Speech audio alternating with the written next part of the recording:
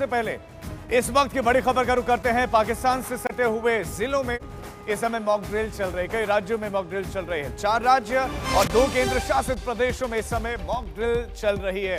इसमें गुजरात, हरियाणा, पंजाब, जम्मू कश्मीर, राजस्थान, चंडीगढ़ शामिल है। इंटरनेशनल बॉर्डर के पास में ये तमाम शहर आपातकालीन इमरजेंसी वाली परिस्थितियों से निपटने के लिए खुद को तैयार कर रहे हैं और ये मॉक ड्रिल चल रही है। ये मॉक ड्रिल 9 बजे तक चलेगी रात और इसमें ब्लैकआउट भी किया जाएगा। और हर महीने अब बताया जा रहा है कि एक दिन ब्लैकआउट किया जाएगा और महीने में यह होगा कि खुद को परखा जाएगा। सरहदी जिलों में इमरजेंसी वाली सिचुएशन में, आपातकालीन स्थिति में खुद को कैसे तैयार रखें, हमें क्या करना होगा, जनता को सिखाया जाएगा और कैसे सहयोग करना है, प्रशासन के साथ मिलकर कैसे आगे बढ़ना है, ये सिखाया जाएगा। और भारत में इसीलिए ये मॉक ड्रिल चल रहे हैं। पाकिस्तान में इस मॉक ड्रिल को लेकर हालांकि दूसरी तरफ तनाव बढ़ गया। हम आपके सामने कुछ 5 तस्वीरें रख रहे हैं। अनंतनाग से लेकर अखनूर, श्रीनगर से लेकर अमृतसर और अहमदाबाद में अपने आप को तैयार किया जा रहा है। ऑपरेशन सिंदूर से पहले भारत ने अनाउंस किया कि मॉक ड्रिल की जाएगी, ब्लैकआउट किया जाएगा, खुद को तैयार किया जाएगा। और उससे पहले ही पाकिस्तान में आतंकी ठिकानों को ध्वस्त कर दिया गया।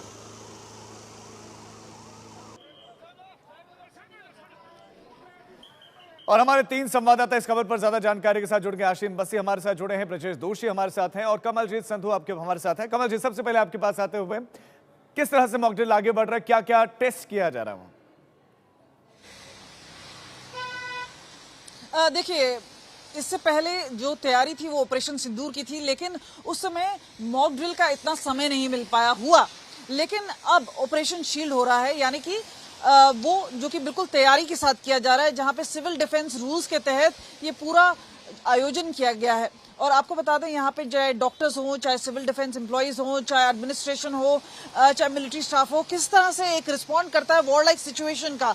इसी वजह से एयर सायरन्स हैं, चाहे बम के धमाके करने हो, चाहे स्वॉर्म ड्रोन्स का जो अटैक है वो सिमुलेट किया गया। उसके बाद हमने देखा कि किस तरह से पेशेंट्स को ले जाया गया कम्युनिटी सेंटर में, वहाँ पे ट्रीट किया गया, वहाँ पे आईवी लगाया गया, किस तरह से ट्रीटमेंट हो सकता है, फर्स्ट एड दिया जा सकता है एम्बुलेंसेस के जरिए, स्ट्रेचर के जरिए, ये सारे कार्यक्रम हुए हैं। लेकिन अब एक आखिरी पड़ाव है, वो है ब्लैकआउट का, और खासतौर पे आईटी सेक्टर में और किशनगढ़ में, ये 2 जगह पे वहां पे किया जाएगा। और यहाँ पर एक चीज है कि जो भी लूप होल नजर आएगी उसमें किस तरह से उसको स्टिच अप किया जाए, किस तरह से ठीक है, जो भी कमियां रहेंगी उनको दुरुस्त किया जाएगा।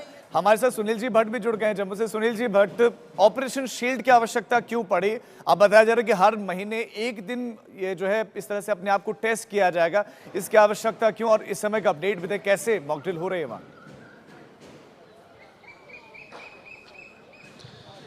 जी राजीव, जहां तक ऑपरेशन शील्ड की बात है तो ये काफ़ी अनिवार्य है, क्योंकि अभी हाल ही में जिस प्रकार से जो तनाव हुआ था भारत और पाकिस्तान के बीच, उस समय जो आपातकालीन स्थिति उत्पन्न हो गई थी, उस समय लोगों को कैसे रेस्पॉन्ड करना चाहिए, क्या कदम उठाने चाहिए, काफ़ी महत्वपूर्ण हो जाता है। ऑपरेशन सिंदूर के अंतर्गत हमारी जो सेना है उन्होंने पाकिस्तान के अंदर जो आतंकी ठिकाने उनको ध्वस्त कर दिया, लेकिन जो दुश्मन है उसके नापाक इरादे थे, दुश्मन ने रिहायशी इलाकों को निशाना बनाया। और अगर इस तरह की स्थिति कभी होती है तो उस समय क्या किया जाना चाहिए? तो यहाँ पर आप देखिए, जम्मू के मड़ इलाके में यहाँ पर मॉक ड्रिल की तैयारी चल रही है कि अगर ऊंची इमारत से लोगों को रेस्क्यू करना हो, बचाव कार्य करना हो, तो कैसे किया जाए, तो उसकी यहाँ पर मॉक ड्रिल की जा रही है। यहाँ पर सिविल डिफेंस के वॉलंटियर्स भी हैं, वो भी जो है अभी हाल ही में अगर देखा जाए, जब ब्लैकआउट हुआ था ऑपरेशन सिंदूर के दौरान, तो इन्होंने बहुत बड़ा योगदान जो है किया था। ये जगह जगह गए थे, हर लोकेलिटी में गए थे और लोगों को अवगत किया था कि किस प्रकार के कदम उठाने चाहिए।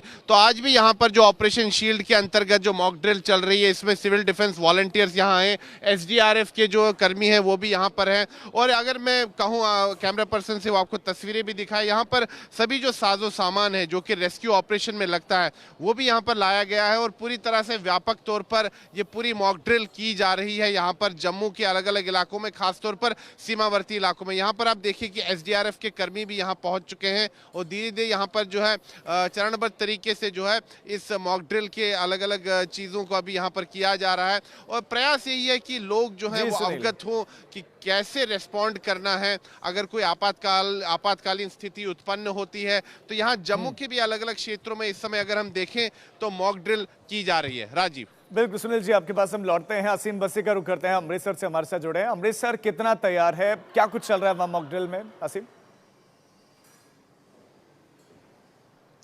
जी हाँ, क्योंकि बॉर्डरिंग डिस्ट्रिक्ट है, कुछ ही किलोमीटर की दूरी है यहाँ पाकिस्तान से। लेकिन अमृतसर ने आज तो 2 फेज में जो है मॉक ड्रिल की है। 6 से 7 बजे हमने देखा कि किस तरह एक एयर रेड सिनेरियो क्रिएट किया गया।